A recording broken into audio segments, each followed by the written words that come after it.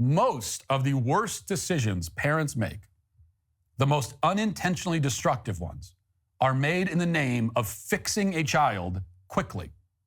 Hey everyone, welcome back to the channel. Today we're doing something a bit different, and I'll be reacting to a video Matt Walsh recently published titled, "This One Parenting Mistake is Destroying a Generation." It's ominous, right? For those that don't know, Matt Walsh is a political commentator known for his, let's say, strong opinions. In this video, he's taking aim at ADHD as a diagnosis and the use of medication to treat it. As a psychologist, I've got some thoughts. No, actually, I have a lot of thoughts. So buckle up as we break down Matt's claims point by point and see where I agree, where I disagree, and where I just have to shake my head and let it go.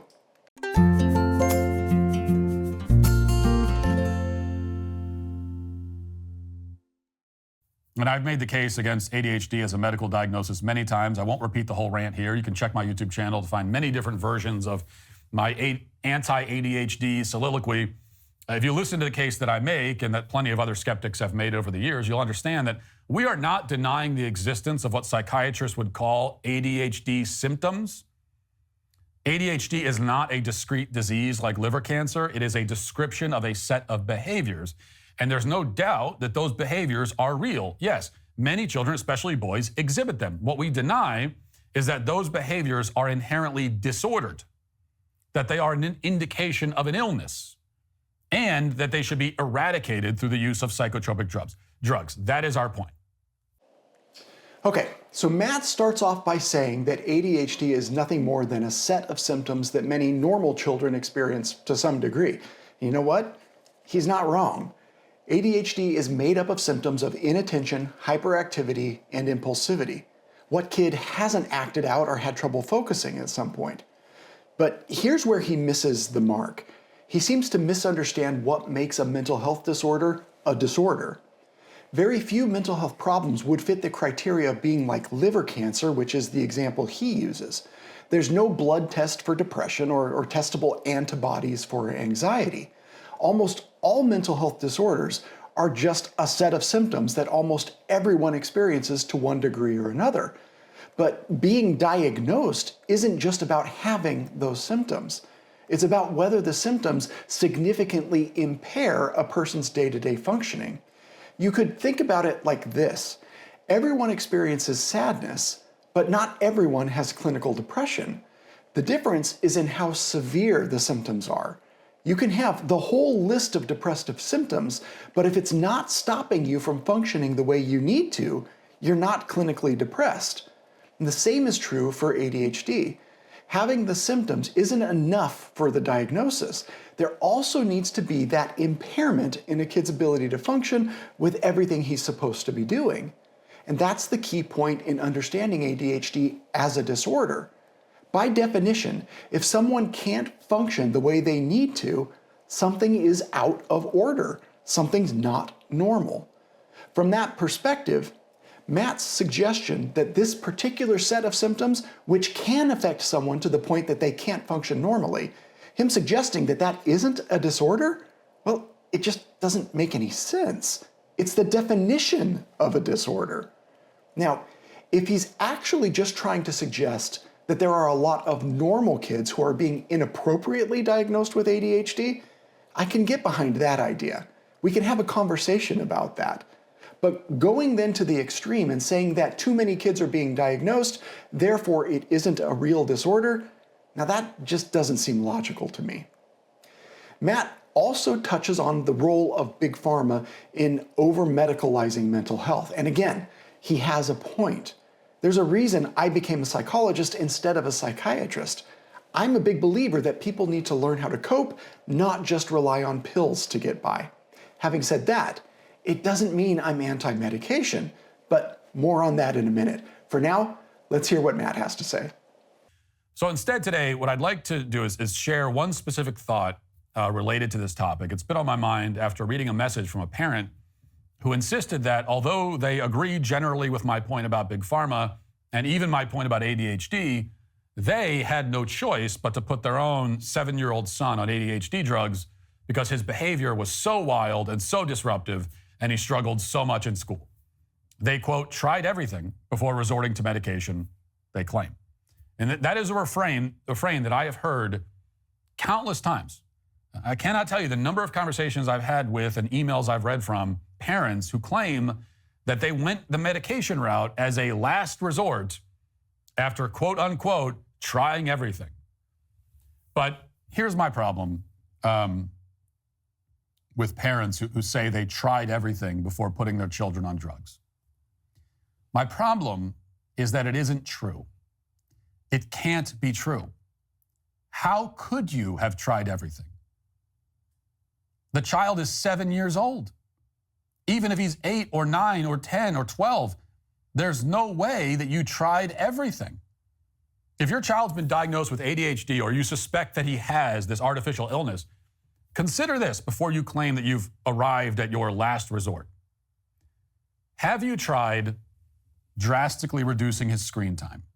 I mean, cutting it down to 30 minutes a day from the hours a day he's probably currently getting.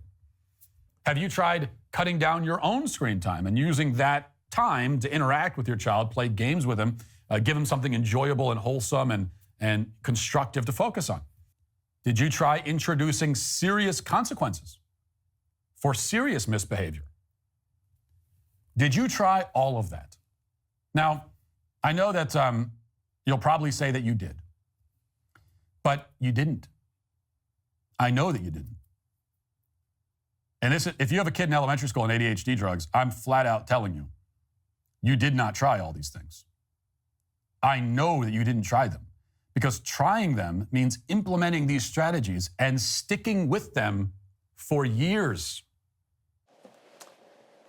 All right, Matt's arguing here that no parent has truly tried everything before resorting to medication for their kid's ADHD. And I actually agree with him completely on this one. It's just not realistic for parents to claim they've exhausted every possible intervention before considering medication, especially with younger children who just haven't been alive long enough. I also really like the list of behavioral interventions that he suggests. Limiting screen time, setting a good example by doing things like reading, spending time with your child. These are all great research-backed ways to help a child with focus and attention problems. But then he goes a little too far and suggests that behavioral interventions in time will eventually be enough to manage any ADHD problem. Although he doesn't say it explicitly, he strongly implies that if you've done all the things that he suggests and they haven't worked, it's because you haven't done them long enough. And I have to take issue with that. This list of interventions that he suggests is filled with good ideas, but there's no guarantee that there'll be enough for every child.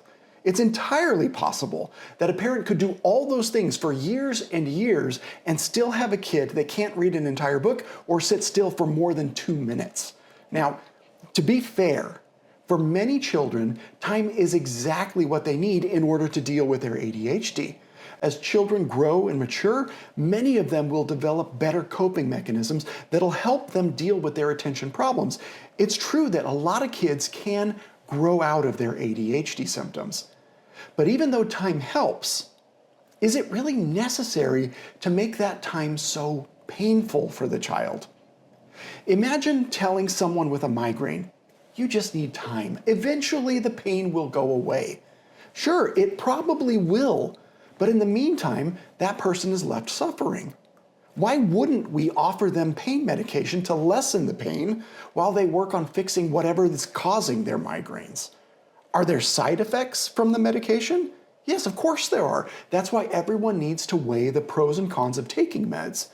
Does the benefit for the individual outweigh the costs? I don't think we would judge anyone harshly if they decided the side effects of pain meds are worth it to get relief from whatever pain they're experiencing.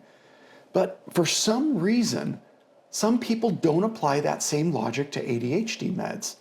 In many cases, the drawbacks of these medications aren't worth it for the benefits to the child. But in others, the good far outweighs the bad. I don't think anyone but the parents is in a position to make that call. The funny thing is, this is an entirely conservative opinion to hold, which I would think that Matt Walsh, of all people, would appreciate. The fact is, medication can help manage symptoms while a child is also practicing the behavioral interventions that Matt talked about. It's not an either-or situation.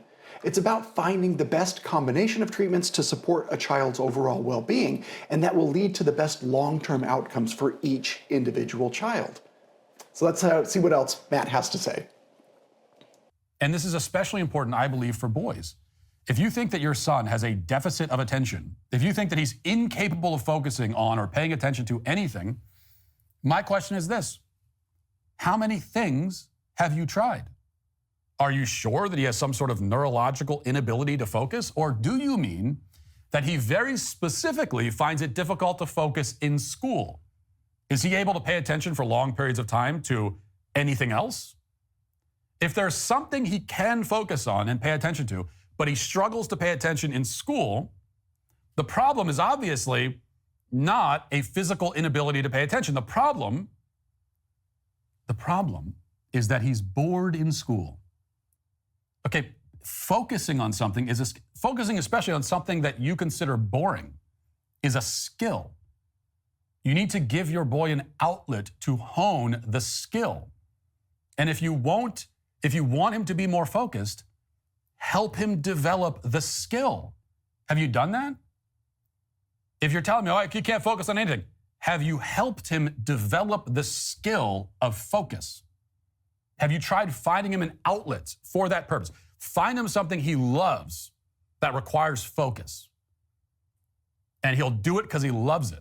And in the process, as a byproduct, he will learn how to focus generally, and he'll start being able to apply that even to areas of life that he doesn't love as much. Okay, I've heard the argument that Matt's making here 100 times from parents when they're trying to decide how best to help their children. And it really comes down to a misunderstanding about how human attention works. Attention is not a simple monolithic thing that we have or don't have. There are different mental processes that all have to work together in order for us to focus on all sorts of different things. For most kids with ADHD, the problem isn't that school is just boring, which it is. It's that there isn't quick feedback. Rewards come really slowly, and it requires prolonged effort. A kid has to study for days or weeks before the test, and he has to work for months and months before getting a final grade. The issue with ADHD isn't that the kid can't focus at all. It's that he can't maintain focus when there isn't anything to demand attention in the short term.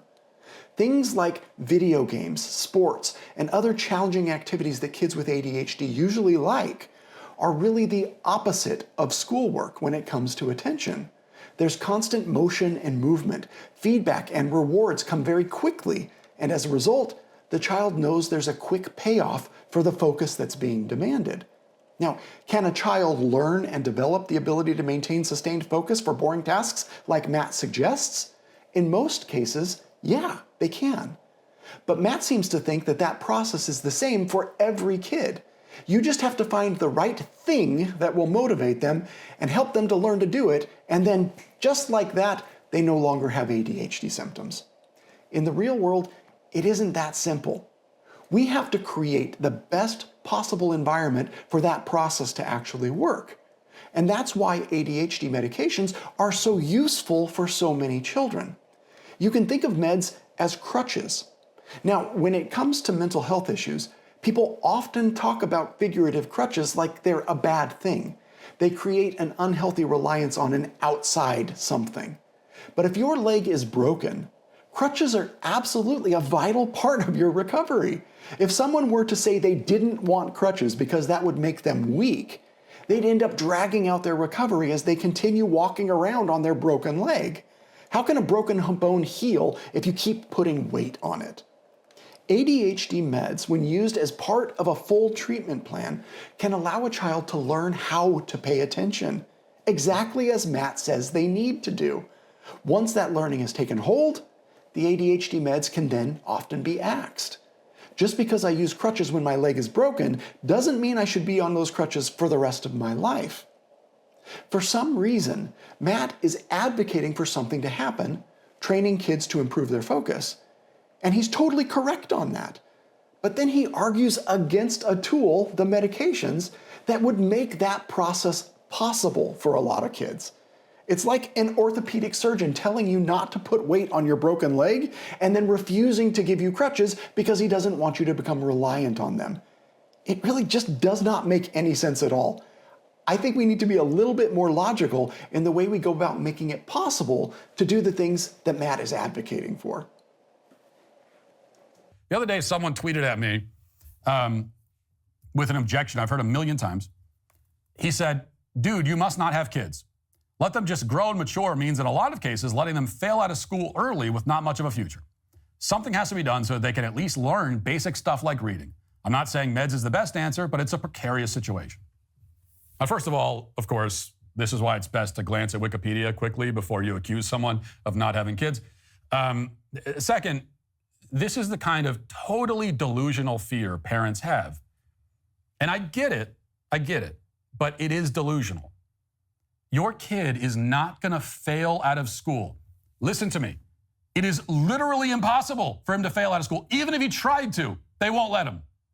If your son decided his mission in life was to fail out of school, he wouldn't be able to do it. Okay, they say you can achieve your dreams. That's one dream you can't achieve. The school system won't let it happen. And he's especially not going to fail out of elementary school. Just work with him and give him time. Okay?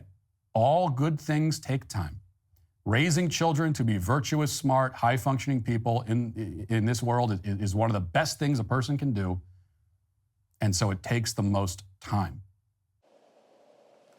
Yes, yes, yes. I have to give Matt credit here. In this clip, he makes a great point about not overreacting to problems in a child's life. I couldn't agree more with what he's saying here. As I mentioned in a previous video, Why Every Parent Gives Their Kids Issues, there are really only two things kids need from their parents in order to grow into happy, stable adults: love and involvement. If you provide those two things, research shows that everything else will work out. Now, I am certain that Matt Walsh loves his children and he's involved in their lives. That is the reason why they're doing well and they're likely to continue doing well. It's not because he's kept them off of ADHD meds. It's funny because Matt really kind of blows up his own argument here with the truth that he just shared. Everyone needs to relax. The kids will be fine. No generation is doomed. So now I'll talk directly to the parents who may be struggling with this issue. If your child is diagnosed with ADHD, or you think they might have ADHD, do what you think is best regarding getting a diagnosis and putting them on meds. Maybe you'll get it right for your specific situation and for your kid. Maybe you'll get it wrong. There are no guarantees. But either way, no matter what happens, you're not making or breaking your child's chances at a happy life with this one decision. Don't listen to any expert that tells you you have to put your child on meds. Likewise, don't listen to any expert who tells you you're making the worst possible mistake if you give your child meds. Don't listen to me or anyone else when it comes to deciding what's best for your child. You are the parent, you know your kid and your situation better than anyone else. You love your child, and you are in the position to make this decision. Educate yourself, then go with what you feel is right, and keep loving your kids. The rest, it all comes out in the wash. Well, I'll give it to Matt Walsh. He definitely knows how to spark a conversation. But at the end of the day, the decision of whether or not to medicate a child with ADHD is a completely personal one. There's no one-size-fits-all answer. I hope this video has given you some food for thought. If you're struggling with this decision, please reach out to a qualified mental health professional. A good one won't tell you what to do, but they can help you weigh the pros and cons and make the best choice for your child. Thank you so much for watching. I'll see you in the next video. Thanks again for watching today's video all the way through to the end. I've provided a link down below to the video about causing kids issues that I talked about a moment ago. Feel free to check that out or take a look at the other videos that YouTube is recommending. Thanks, have a great day.